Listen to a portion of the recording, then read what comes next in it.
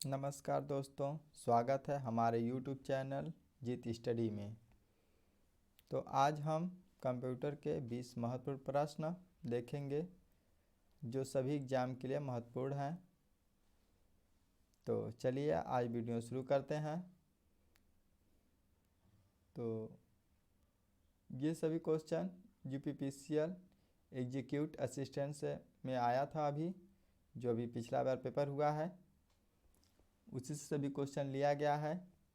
तो ज़्यादा समय न लेते हुए मैं क्वेश्चन को शुरू करता हूँ। चलिए, पहला क्वेश्चन है, MS वर्ड 365 में निम्नलिखित में से कौन सा विकल्प किसी पेज के लेआउट और प्रिंट विकल्पों को सेट करने में उपयोग किया जाता है। पहला ऑप्शन है पेज सेटअप, दूसरा है ड्रा, तीसरा है डिजाइन, चौथा है रिव्यू। तो इसका आंसर है पेज सेटअप। अगला क्वेश्चन है, निम्नलिखित में से कौन सा टर्म कंप्यूटरों का एक विश्वव्यापी नेटवर्क है जिसे नेटवर्कों का नेटवर्क भी कहा जाता है। पहला ऑप्शन है मैन, दूसरा इंटरनेट, तीसरा है वीलैन, चौथा है वर्ल्ड वाइड वेब। तो इसका आंसर है इंटरनेट। चलिए अगला क्वेश्चन को चलते हैं। अगला क्वेश्चन है, MS वर्ड 365 के निम्नलिखित में से किस विकल्प का उपयोग सिलेक्टेड टेक्स्ट, पैराग्राफ या टेबल सेल के पीछे का रंग बदलने के लिए किया जाता है। तो पहला ऑप्शन है टेक्स्ट इफेक्ट एंड टाइपोग्राफी, दूसरा है शेडिंग, तीसरा है फॉन्ट कलर, चौथा है टेक्स्ट हाईलाइट कलर। तो बताइए इसका आंसर, यदि पता है तो। इसका आंसर है शेडिंग। चलिए अगला क्वेश्चन को चलते हैं। जिन वेबसाइटों पर हम सबसे अधिक जाते हैं उन पर शीघ्रता से नेविगेट करने के लिए निम्नलिखित में से कौन सा विकल्प एक अच्छा तरीका है। पहला ऑप्शन है डाउनलोड्स, दूसरा है हेल्प, तीसरा है हिस्ट्री, चौथा है फेवरेट। बताइए इसका आंसर, यदि पता है तो। इसका आंसर है फेवरेट।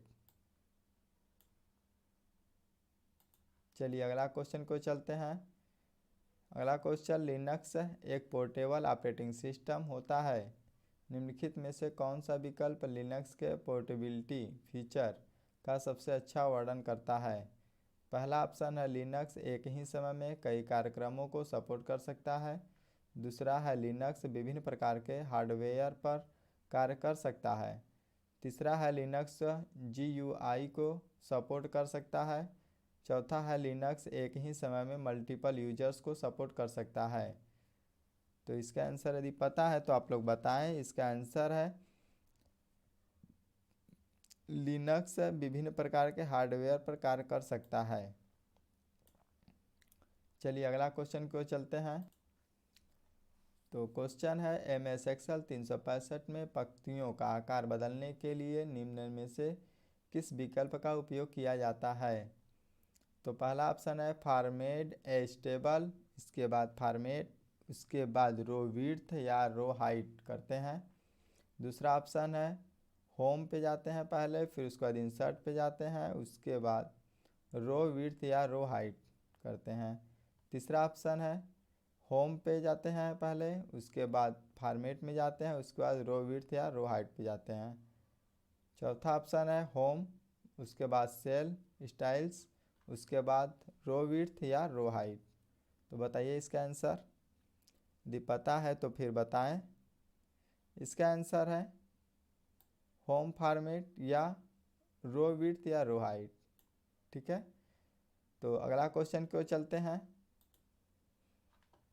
क्वेश्चन है, MS पावर पॉइंट 365 में स्लाइड की ट्रांजिशन स्पीड को सेट करने के लिए निम्नलिखित में से किस विकल्प का उपयोग किया जाता है।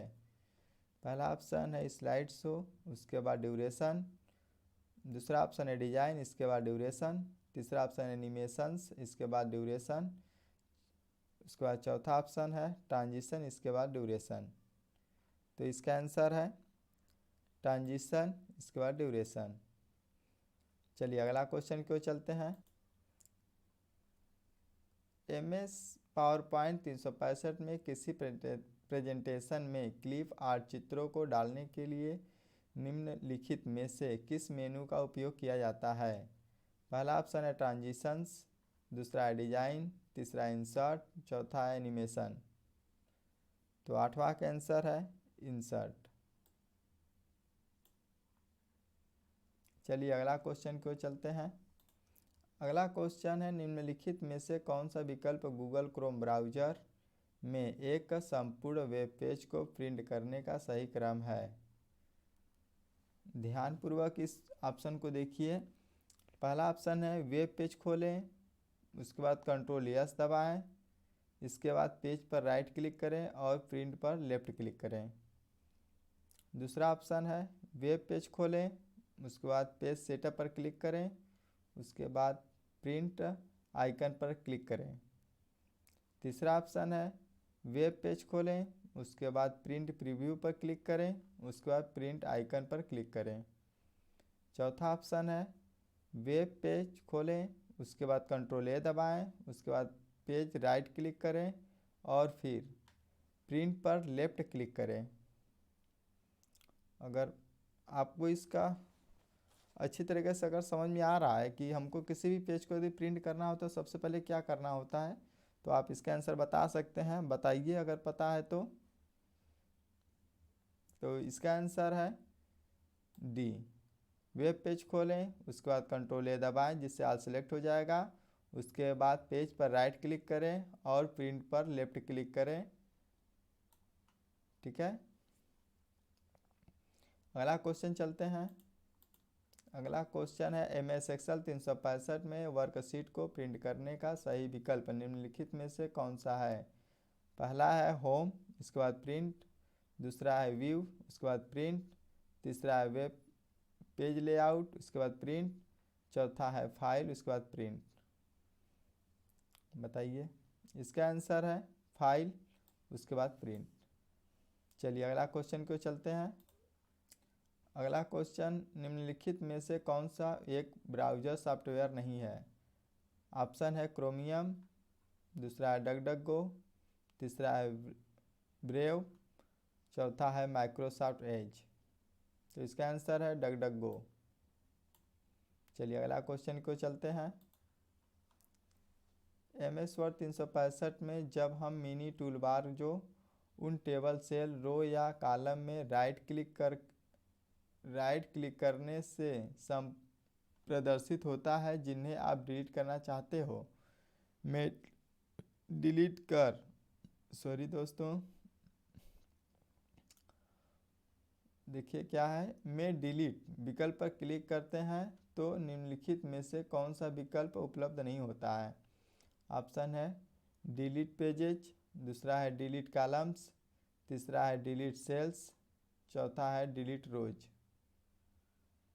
तो बताइए अगर आपको पता है इसका आंसर तो इसका आंसर है डिलीट पेजेज।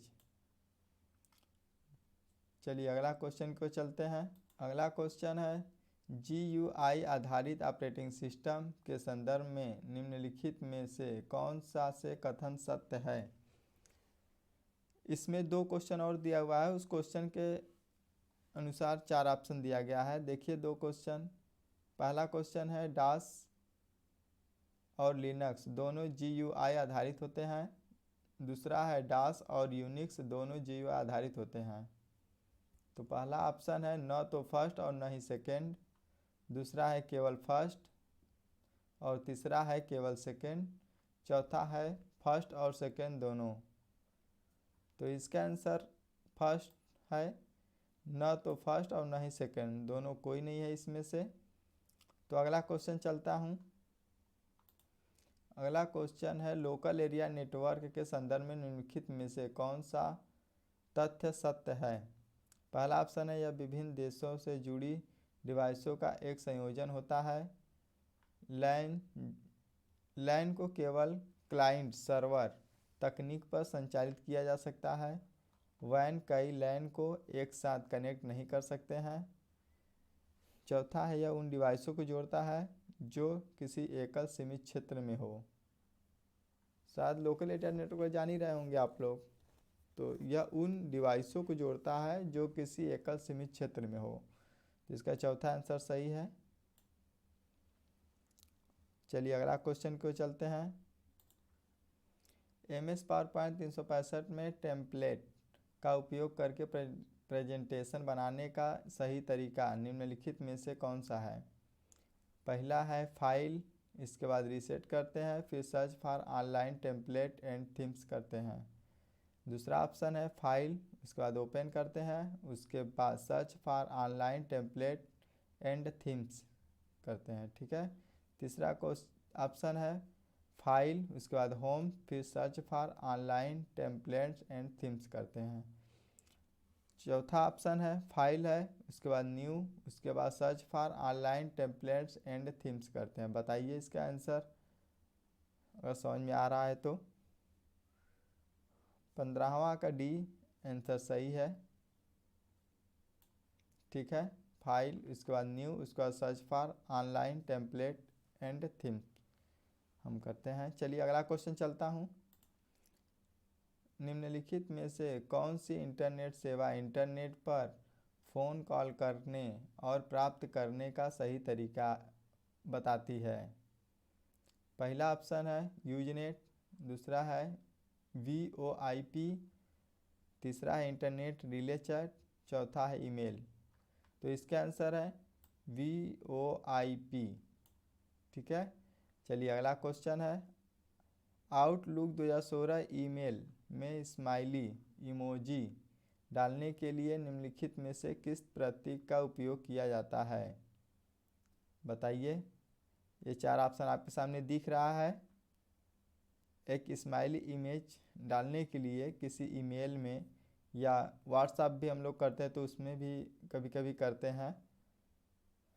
तो बताइए इसका आंसर है बी। ये आप लोग सिंबल समझ रहे होंगे सब। चलिए अगला क्वेश्चन को चलते हैं। अगला क्वेश्चन है MS एक्सेल 365 फार्मूला में पंक्ति 5 में सभी सेलों को संदर्भित करने के लिए निम्नलिखित में से किसका उपयोग किया जाता है? $5 $5 पहला ऑप्शन है, दूसरा है 5 समानुपात 5, तीसरा है $5 $5, पाँचवा चौथा है 5। तो बताइए इसका आंसर 5 समानुपात 5 है। चलिए अगला क्वेश्चन को चलते हैं। अगला क्वेश्चन है MS एक्सेल 365 में सेल के विशिष्ट अक्षर को प्रतिस्थापित करने के लिए निम्नलिखित में से कौन सा तथ्य सही है? ऑप्शन है विशिष्ट अक्षरों को सिलेक्ट करना और फिर नए अक्षरों को टाइप करना, दूसरा है सेल में क्लिक करना और फिर नए अक्षर टाइप करना। ये देखिए यहाँ पर थोड़ा मिसफील्डिंग हुआ है टाइपिंग में, तो ये टाइप करना लिखा हुआ है यहाँ पर। तीसरा ऑप्शन है सेल में क्लिक करना और फिर डिलीट को दबाना, चौथा है सेल में क्लिक करना और फिर बैक स्पेस दबाना। तो बताइए इसका आंसर। इसका आंसर है विशिष्ट अक्षरों को सिलेक्ट करना और फिर नए अक्षर को टाइप करना।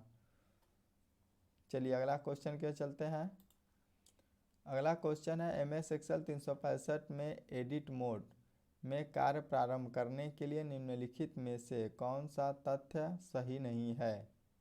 बताइए। देखिए ऑप्शन है उस सेल पर क्लिक करना जिसमें वह डेटा है जिसे आप संपादित करना चाहते हैं और फिर F2 दबाना, दूसरा ऑप्शन है उस सेल पर क्लिक करना जिसमें वह डेटा है जिसे आप संपादित करना चाहते हैं और फिर फार्मूला बार में कहीं भी क्लिक करना, तीसरा ऑप्शन है उस सेल पर डबल क्लिक करना जिसमें वह डेटा है जिसे आप संपादित करना चाहते हैं, चौथा है उस सेल पर क्लिक करना जिसमें वह डेटा है जिसे आप संपादित करना चाहते हैं और फिर F5 को दबाना। तो इसका आंसर है उस सेल पर क्लिक करना जिसमें वह डेटा है जिसे आप संपादित करना चाहते हैं और फिर F5 को दबाना। तो दोस्तों ये मेरा लास्ट क्वेश्चन था। अगर दोस्तों ये क्वेश्चन आपको सही समझ में आया हो तो ये मेरे वीडियो को, मेरे चैनल को सब्सक्राइब करें और बेल आइकन दबाना ना भूलें। ओके दोस्तों, thanks for watching my video, subscribe my channel दोस्तों। ओके बाय बाय, आपका दिन शुभ हो।